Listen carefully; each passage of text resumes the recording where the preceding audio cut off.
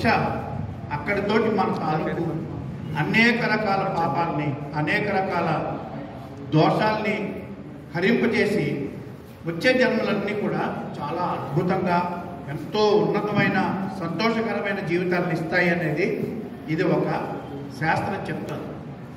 కాబట్టి మీరు నిరాశ చెందకుండా నేను ఒక అప్పు తీర్చేస్తున్నాను భగవంతుడికి, నా తాలూకు పాపాలు లేదా ఇబ్బందులు దోషాలు వాటి తాలూకు పనిష్మెంట్ని నేను ఈ జన్మలో ఆనందంగా అనుభవిస్తున్నాను, అంతేగాని దేవుడా నాకు ఎందుకు ఇలాంటి బాధ కలిగించావు, నాకు ఎందుకు ఇలాంటి కష్టం కలిగించావు అని దేవుడిని నిందించకుండా నాకు నువ్వు మంచి అవకాశం ఇచ్చావు, ఇలా కూడా నేను నీకు దగ్గర అవుతున్నాను అని ఒక ఆత్మతృప్తితోటి కనుక మనం ముందుకెళ్ళినట్లయితే మనలో ఆత్మస్థైర్యం పెరుగుతుంది.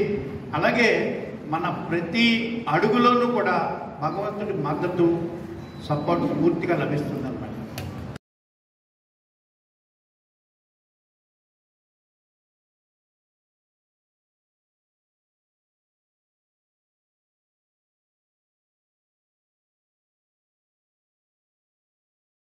అదేవిధంగా మా ఆల్వికన్ సంస్థ వైపు నుంచి ఎప్పటికీ కూడా మీ అందరికీ మంచి సహాయం సహకారాలు ఉంటాయని చెప్పి మా సంస్థ వైపు నుంచి మీకు తెలియజేసుకుంటున్నాము.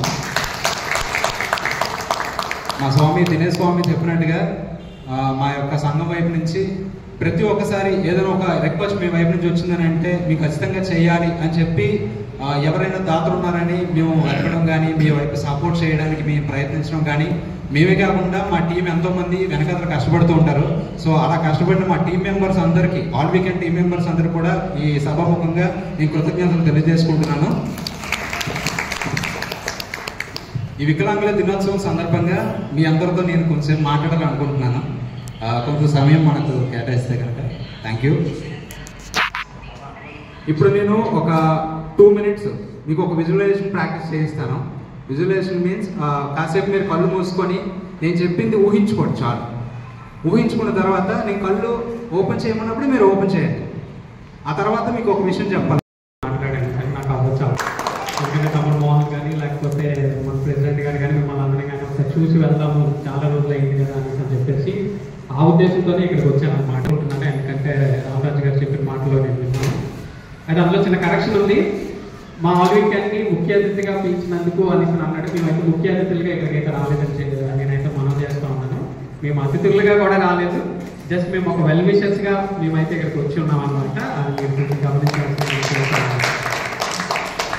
అండ్ సో ఇక్కడికి ఎలా చక్కగా లాస్ట్ ఇయర్ కూడా నేను వచ్చాను, మీతో టైం స్పెండ్ చేశాను. నాకు అది సంతోషం అనిపించి ఈరోజు ఇక్కడ రావడం జరిగింది. Hi viewers, Vizag vision channel ని సబ్స్క్రైబ్ చేసుకోండి. మా ఛానల్ అందిస్తున్న జాతీయ అంతర్జాతీయ స్థాయి వార్తా విశేషాలు, నోటిఫికేషన్స్ కోసం ఇక్కడ కనిపిస్తున్న బెల్ ఐకాన్ ని క్లిక్ చేయండి.